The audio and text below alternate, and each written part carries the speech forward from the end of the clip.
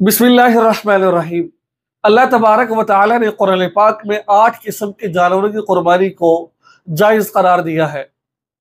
Number 1 ऊँट नर मादा, नंबर 2 गाय नर मादा, नंबर 3 बकरा नर मादा, नंबर 4 भेड़ नर मादा। ये 8 किस्म की कुर्बानी इस्लाम में जायज़ है। इसके अलावा किसी की कुर्बानी जायज़ नहीं है। ऐसा नहीं है कि हर जायज़ चीज़ जिसका गोश्त खाया जाता हो उसकी कुर्बानी भी जायज़ है। सिर्फ इन 8 जानवरों की कुर्बानी जायज़ है, इसके अलावा किसी और जानवर की कुर्बानी जायज़ नहीं है। अब सवाल ये पैदा होता है कि यहाँ पर तो अल्लाह तबारक व तआला ने गाय का जिक्र किया, बकर गाय को कहते हैं, यहाँ पर तो भैंस का, कट्टे का जिक्र नहीं है, तो फिर उसकी कुर्बानी क्यों जायज़ है? तो आज इस वीडियो में बताएंगे कि भाई इसकी कुर्बानी करना भी जायज़ है, मगर जायज़ क्यों है, हमारे पास क्या दलील है। इससे पहले ये बात समझ लीजिए कि जो जानवर आप कुर्बान कर रहे हैं इनकी उम्र के बारे में। अगर ऊँट है तो वो 5 साल का हो, अगर गाय है, कट्टा हो, बच्चा हो, वो 2 साल का हो, और इसके अलावा अगर बकरा है या छतरा है वो साल का हो, और ऐसा छतरा जो 6 माह का हो लेकिन लगे वो साल के बराबर, उसकी कुर्बानी करना भी जायज़ है। अब कुछ दलाइल आप समझ लीजिए कि दलीलें क्या है। देखिए, दलील नंबर 1 आप स्क्रीन पर भी देख सकते हैं कि हज़रत अली रज़ी अल्लाह तआला ने फरमाया कि भैंस की कुर्बानी में 7 आदमी शरीक हो सकते हैं।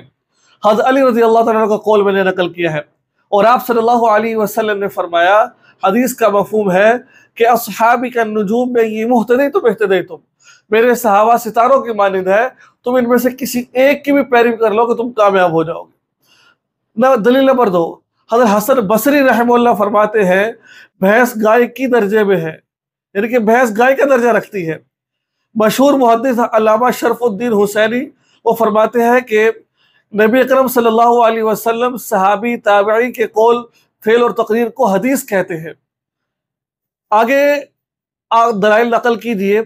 इमाम अहमद बिन हम्बल रहमतुल्लाह, मैं स्क्रीन शॉट आपके साथ शेयर करूँगा, दलाइल लिखे वहाँ पर, वो फरमाते हैं क्या भैंस की कुर्बानी में 7 आदमी शरीक हो सकते हैं?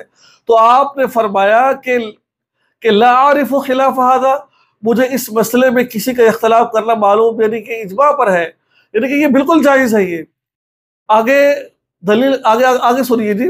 अल्लामा अबू बकर बिन मोहम्मद इब्राहिम क्या फरमाते हैं? वो फरमाते हैं आइम्मा हज़रात इस बात पर इजमा है कि भैंस का हुक्म गाय वाला है, यानी कि जिस तरह गाय की कुर्बानी जायज़ है वैसे भैंस की कुर्बानी भी जायज़ है। इजमा उम्मत चूँकि दलील शरई है, लिहाजा भैंस की कुर्बानी के हवाले से जो दलील पेश की वो बिल्कुल ठीक है। अब आप समझ लीजिए कि दलील और क्या है।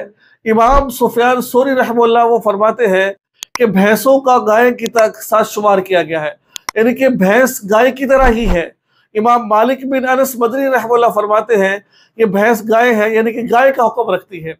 आगे फरमाया, एक और मकाम पर फरमाया, अल जवाबीस वल बकर सवाउन, गाय और भैंस बराबर है, इन दोनों की एक ही किस्में हैं। ठीक है।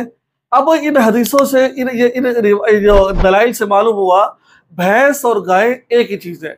जिस तरह गाय की कुर्बानी करना जायज़ है, इस तरह कट्टे की और भैंस की कुर्बानी करना भी, भैंसे की कुर्बानी करना भी जायज़ है। अब आप सल्लल्लाहु अलैहि वसल्लम ने क्यों नहीं की? देखिए, ऐसा नहीं है कि हर काम जो अल्लाह के नबी ने किया हो वही करेंगे। बहुत सारे ऐसे काम अल्लाह के हबीब सल्लल्लाहु अलैहि वसल्लम ने नहीं किए, लेकिन उनको करना सवाब है। अब उस दौर में आप उम्रे पर कभी जाए या कभी आपका सऊदी जा रहा हो, वहाँ रेतली इलाका है, वहाँ पानी की बहुत किल्लत है, वहाँ पर भैंसे ना होने के बराबर है, बहुत कम है भैंस। इस वजह से नहीं कि गाय तो कुर्बान की है, अब गाय को भैंस ही कहा गया है। अब ये कैसे हो सकता है कि उसका दूध भी तुम पीते हो, उसका गोश्त भी तुम खाते हो, तो कुर्बानी के बजाय तुम कुर्बानी करते रही हो। तो बहरहाल कुरान हदीस से यही मालूम होता है, जिस तरह बच्चे की कुर्बानी, गाय की कुर्बानी करना जायज़ है, बिल्कुल इसी तरह बच्चे कट्टे की और भैंस की कुर्बानी करना भी बिल्कुल जायज़ है। तो मुझे उम्मीद है कि इस हवाले से जो भी आपके ज़हन के अंदर मसला था वो समझ आ गया है। दुआ में याद रखिएगा। अस्सलामु अलैकुम व रहमतुल्लाहि व बरकातहू।